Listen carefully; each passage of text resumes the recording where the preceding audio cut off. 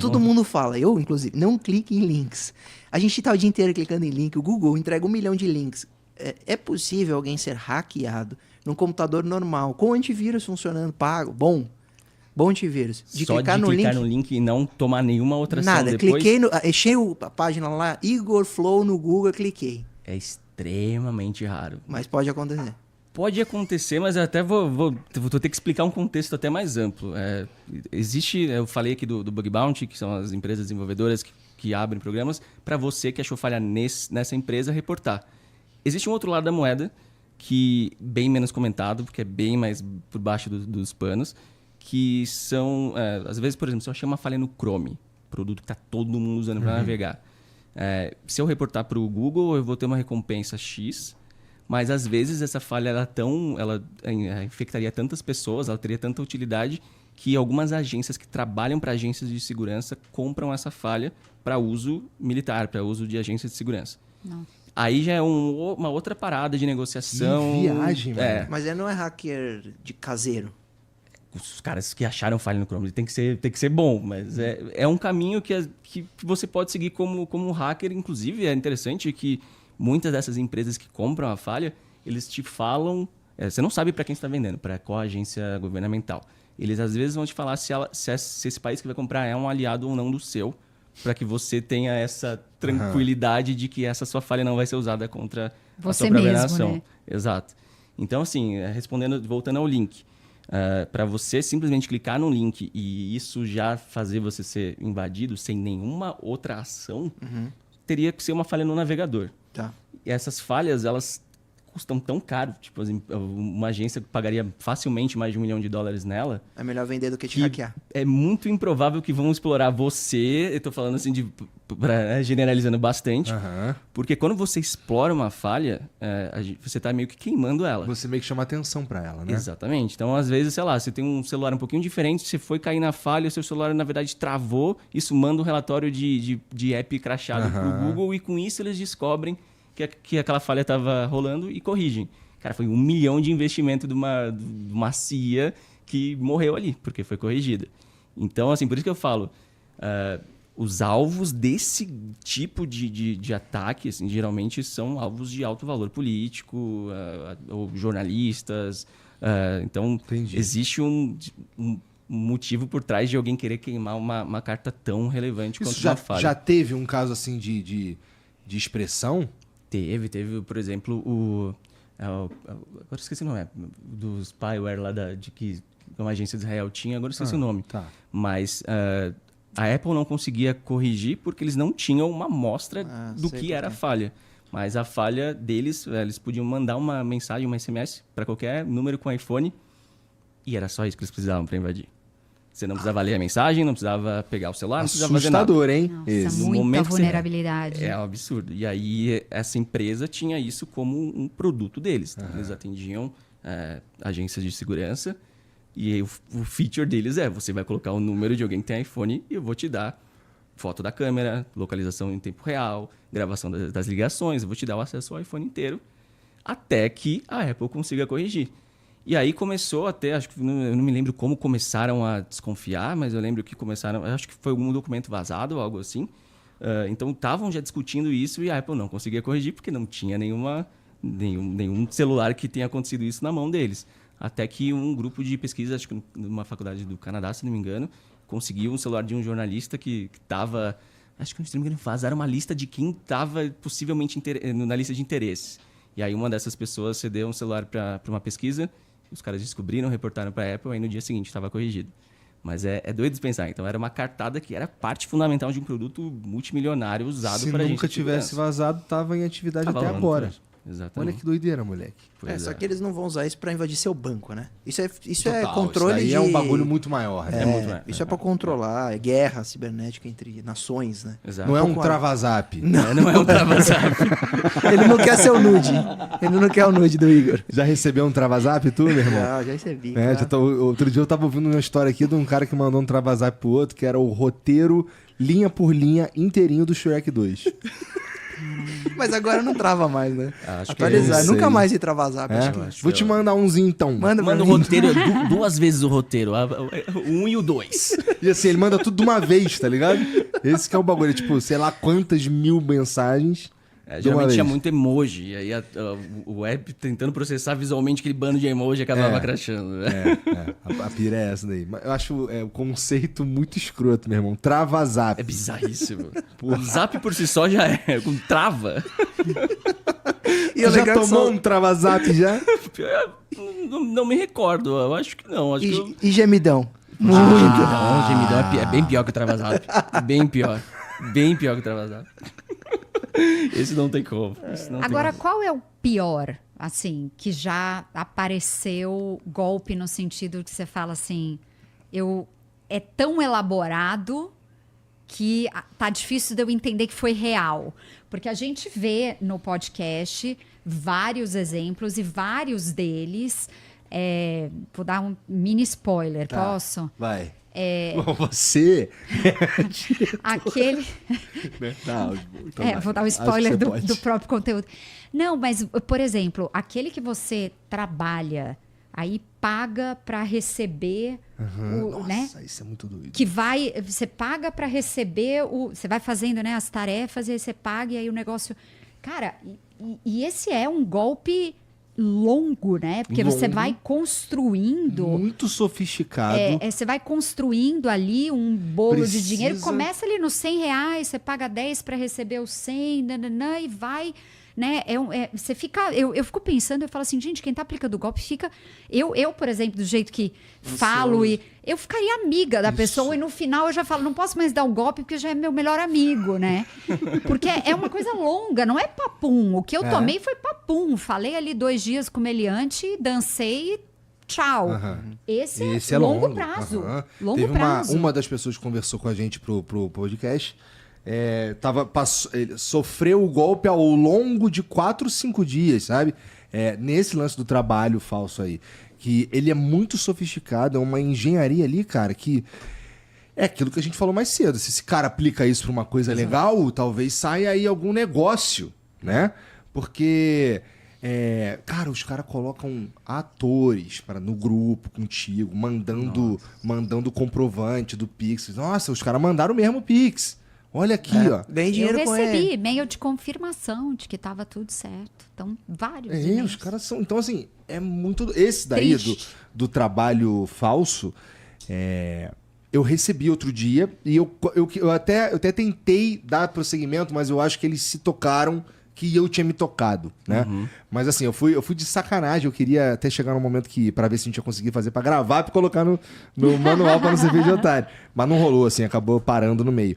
Mas me oferecer, eu tinha que fazer tinha que entrar eu tinha que entrar nesse caso num vídeo do Pânico, que eu, inclusive, acredito que não tem nada a ver com isso, sabe?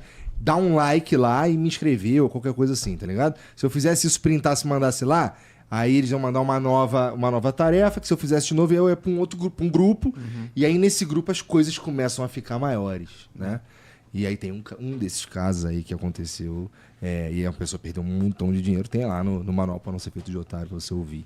Não, e o pior é que a pessoa perdeu muito dinheiro que ela trabalhou para ganhar o dinheiro, né? E aí eu já fico, né, com o meu lado humano falando, imagina, aquela pessoa fala, caraca, agora eu consegui, né, um job e tal, então vou lá, vou comprar Total. a TV que eu tô querendo, parcelar. Aí você fala, ai, eu já começo a falar, ai, meu Deus, que aflição, né? Então, eu mesma acho que eu não teria caído, porque você coloca muito claramente a questão do clique, do e-mail, dali, é tipo que ninguém te liga, né? Então, assim, isso... Ninguém te liga. Você não é especial e vai ser diferente, né? Ninguém te liga, ponto. Parou. Né? Se ligou, tem alguma coisa esquisita. Total. E como a gente falou mais cedo também, cada vez mais sofisticada a tal da ligação lá, com gravaçãozinha e tudo. Aliás, eu acho que muitas das pessoas que te ligam, eu teve numa das fases da minha vida, eu cuidei de uma operação que tinha call center, né? E assim, é difícil, o treinamento é difícil, né? A troca de pessoas é difícil. Essas pessoas seriam incríveis num call Pois center. é. né, num call center desse que a gente liga, quero cancelar o serviço, e aí, não, mas quer cancelar o quê? Não, eu quero cancelar, e a pessoa finge que não te entende, é um atendimento ruim, e aí você não entende o que ela fala, é um terror. Pois é, o cara é um vendedor, ele tá tentando te vender a ideia dele ali de que Não, passar e essa sair... turma é treinada, seria tipo top do call center. Mas outro dia eu consegui. Eu acordei, escovei o dente, cancelei a minha TV por assinatura, escovei o dente e dormi. É isso, Babaca. é isso. Mas o que mais aparece pra tu lá? A tua especialidade é crime cibernético. Crime cibernético. Pois é. Tem trabalho, tem Nossa. trabalho. Deve ter algo que aparece mais que as outras. E também deve ter coisa nova todo dia. Fraude né? bancária, a gente tá falando muito, né, de fraude. Isso é carro-chefe. Agora, se me pergunta os piores, assim, eu acho que tem golpes muito piores. Então, por exemplo, o negócio do Discord, que eles conseguiam um nude de uma menina, começava uma baita extorsão, não deixa de ser crime cibernético, não deixa de ser um pouco de feio de otário, porque é triste pela inocência, pelas condições e etc. Mas é brutal. Então você vai desde isso até a fraude, até o indivíduo que instala uma câmera escondida dentro de um quarto de hotel e depois estoura aqui para não vazar as imagens. Até um negócio que você anuncia o computador. Olha que loucura. Você abre. Hoje tem os e-commerces, marketplace, né? Aí você vai lá anuncia o seu computador. Vou vender meu computador. Tá bom. Aí o cara pega, manda mensagem para você, conta uma baita história até ele conseguir seu e-mail. Ele fala que precisa do seu e-mail. Quando ele consegue seu e-mail, ele começa a mandar e-mail se passando pela plataforma, validando a venda. Então, é falso, mas ele já tem seu e-mail, tem as características da compra e tal. E fala, seu produto foi vendido, parabéns. Aí ele fala, você recebeu o seu e-mail de aprovação? Recebi. Então, eu tô mandando aí alguém retirar na portaria. O cara deixa o computador na portaria, o criminoso leva embora, e depois ele vai perceber que a confirmação era falsa. É tudo na lábia e também na falta de experiência da galera de saber que o e-mail que vai chegar é falso. Você vê que sempre tem esse aspecto, né? Os mais bem-sucedidos geralmente estão ligados a ter alguma informação que ele vai usar para passar essa imagem de que realmente é a loja, nesse caso. Eu recebi recentemente, acho que muita gente recebeu um do correio, tinha um número de rastreio que de fato era um tracking meu, mas era antigo, falando que eu fui taxado e tudo mais. E o código do rastreio era real. Então você vê que, tipo, se eu tivesse atento ao código, fosse pesquisar no meu e-mail para ver se o código é um produto meu mesmo, poderia fechar o contexto que ele precisa para eu acreditar. E assim, isso daí é a última, suponho, tá? Isso aqui eu tô pirando como é que chega o ataque. E esse tipo de ataque aí, ele talvez seja o final de uma série de ataques, na verdade. Porque assim, como que ele tem esse código, né? Alguma coisa aconteceu nesse caminho aí, né? Alguém, sei lá, houve uma vulnerabilidade, ou alguém cometeu um crime, sei lá, né? Nesse ponto, lembra que eu falei que tem gente que vende o software, tem gente que vende a base de dados. Exatamente. Então, quem está aplicando vai tentar juntar peças o suficiente para ele criar essa engenharia social, essa campanha de infecção. Então, quanto mais informações você tem na mão, mais bem sucedido, melhor vai ser a sua história que você vai contar, né? Eu colaboro com a Polícia Civil de São Paulo, mandando alguns casos que a gente vê assim rodando para eles. Até te pinguei recentemente de um. Que um aluno meu postou um link no Discord lá falando: recebi esse golpe aqui, bora tentar hackear o hacker, né? Tentar hackear o golpista. Eu falei, bora, vai. Resumo da ópera, acabei ganhando acesso em cima do servidor do golpista. Peguei essas informações todas, encaminhei para a polícia e aí lá eu comecei a entender toda essa dinâmica porque tinha o registro de uma senha de um e-mail que ele usava para várias transações. Então, eu consegui... Que tipo de golpe ele aplicava? Era desses SMS, era até bem articulado e tem esse aspecto de alguma fonte interessante de dados. Então, ele clonava a página do .gov, então ele mandava um SMS para você falando assim, você tem R$2.000 para sacar, e aí, se você quiser, entra nesse link. O link era o .gov.br clonado. E quando você colocava seu CPF lá, ele chamava uma dessas APIs que são produtos para marketing e tudo mais, que com o CPF puxa os dados do usuário. Então, quem estava colocando o CPF achava que, de fato, estava no .gov, porque aparecia nome da mãe, endereços, onde morou e tudo mais. Então, você despertava a atenção falando, olha... essa de informação, eu devo estar no .gov. E aí o resumo da história era que ele falava que você tem R$2.000 para sacar, mas que você teria que pagar uma pendência de R$55 para liberar isso. E aí te dava um Pix gerado por ele, né? E aí eu comecei a ver, tipo, da onde tá gerando esse Pix? Ele pedia o comprovante depois e eu tive acesso à pasta dos comprovantes, o que é muito engraçado porque, por um lado... engraçado não, é triste por um lado porque de fato tem muitas vítimas, mas tem o BR que sacou que era golpe e tá lá mandando, tipo, o dedo do meio, mandando um monte de foto aleatória, zoando, golpista de merda, o cara tira print, entra lá, preenche o golpe inteiro só pra sacanear. Então, assim, tem ambos os lados, mas vendo o e-mail, tinha as transações das listas e ele buscava negociar listas que tivessem idosos, que tivessem pessoas mais velhas, ele focava nisso, mas era um golpe pequeno, ele não mandava para muita gente, por isso ele não foi detectado tão facilmente. Mas é muito louco de ver. Assim, é bizarro de ver. Agora, eu tenho uma pergunta que porque eu tentei montar o quebra-cabeça. Hoje, olhando distanciado, eu consigo entender parte do que aconteceu, mas tem uma coisa que eu não consigo entender. Existiu uma visibilidade ali da minha conta, né, do meu histórico bancário. O que ok, pode ser, enfim, alguém do banco, pode ser alguém que entrou, pode ser alguma coisa que eu cliquei e tal. Agora, existe uma esperteza que não é sorte, que a data, ela é uma data que, por exemplo, que o meu marido passa um dinheiro na minha conta, para as nossas contas, eu tinha vendido um imóvel e aí a gente ia quitar um outro. Então, assim... A data que você recebeu o contato, você disse? Eu achei curioso, porque foi um momento onde tinha um volume... Mas é bem provável que seja coincidência. Eu volto na coincidência. Não, isso eu fiquei muito grilada, porque daí você já fala, opa... Agora, porque aí é um problemão, Você né? fala assim, gente, eu não vendo um imóvel há muitos e muitos anos, né? E aí, de repente, no dia que você vende, que o dinheiro entra na sua conta, que você ainda não deu ali um destino... E aí é naquele dia que vem, aí você já começa a ficar muito perseguida, né? Registro de imóvel é público. A informação é pública. Você registra em cartório.